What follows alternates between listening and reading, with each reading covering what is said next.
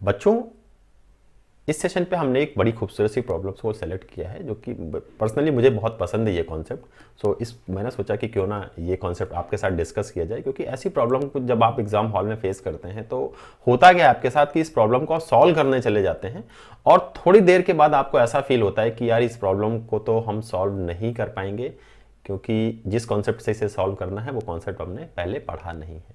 ठीक है, तो ऐसा ना हो आपके साथ, तो आइए इन्हीं कुछ कॉन्सेप्ट में से एक कॉन्सेप्ट आज हम डिस्कस करेंगे और स्टेप बाय स्टेप वो सारे ही कॉन्सेप्ट हम लोग डिस्कस करेंगे इंटीग्रेशन से रिलेटेड, जिन्हें हमें कभी भी यूज करना पड़ सकता है। ठीक है, तो आइए इस कॉन्सेप्ट को हम लोग डिस्कस करेंगे। अब इस प्रॉब्लम को अगर हम देखें और इसे सॉल्व करें तो सबसे पहले तो इसको हमने एज इट इज लिख लिया, x square 1 + 2 sin x dx।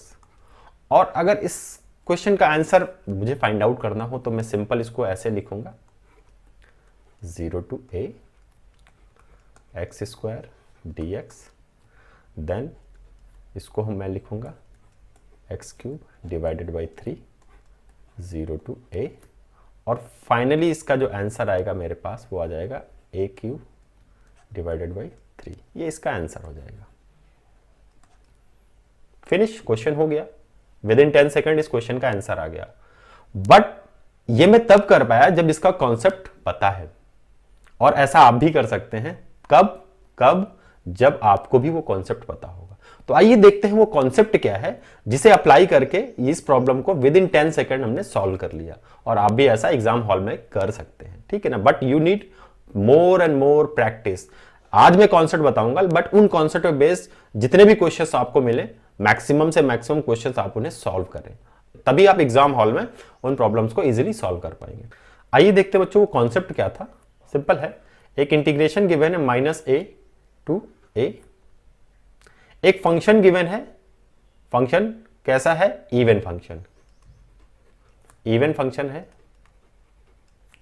Divided by 1 + 2 any odd function. Odd function. अब ये 2 कोई भी कांस्टेंट कुछ भी हो सकता है, ये एनी कांस्टेंट, हम लेट से इसे b ले लेते हैं, एक कांस्टेंट है, ऑड फंक्शन। ठीक है, dx। अगर ऐसा फंक्शन आपको दिखता है इंटीग्रेशन के लिए तो आप उसे डायरेक्टली लिख सकते हैं 0 to a, मतलब बस हमें अब 0 से पॉजिटिव लिमिट तक जाना है। इवन फंक्शन जो भी आपको गिवन होगा एंड dx, बस उसका आपको इंटीग्रेशन निकालना है और वैल्यूज पुट करनी है और आंसर आपके सामने होगा।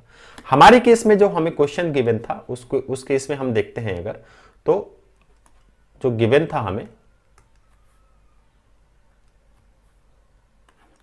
-a to a x² 1 + 2 sin x dx। अब थोड़ा सा देखते हैं क्या क्या हमें गिवन है। x² हमें पता है ये एक इवन फंक्शन है। ठीक है, sin x ये क्या है? एक ऑड फंक्शन है, हमें पता है। अगर नहीं पता तो मैं इवन और ऑड पे भी एक वीडियो बना दूंगा ताकि आपके फंक्शन से रिलेटेड कोई प्रॉब्लम हो तो वो आप सॉर्ट आउट हो जाए। ठीक है ना, फिलहाल यहां पर ये sin x क्या है? एक ऑड फंक्शन है, और x² एक इवन फंक्शन है। हमारे कॉन्सेप्ट के अकॉर्डिंग ये मैच कर रहा है इंटीग्रेशन पूरी तरीके से, तो इसको हम डायरेक्टली लिख सकते हैं 0 to a। इवन फंक्शन क्या है हमारे पास? x² dx, और इसके आगे की कहानी तो आपको पता ही है। तो बच्चों, इस तरीके का इंटीग्रेशन कभी भी आपके सामने आए तो आप बस इस कॉन्सेप्ट को अप्लाई करिए, विद इन 10 सेकेंड आप इस क्वेश्चन का आंसर फाइंड आउट कर पाएंगे। मिलते हैं नेक्स्ट सेशन में इसी तरीके से किसी खूबसूरत प्रॉब्लम के साथ। टिल देन, जय हिंद, जय भारत।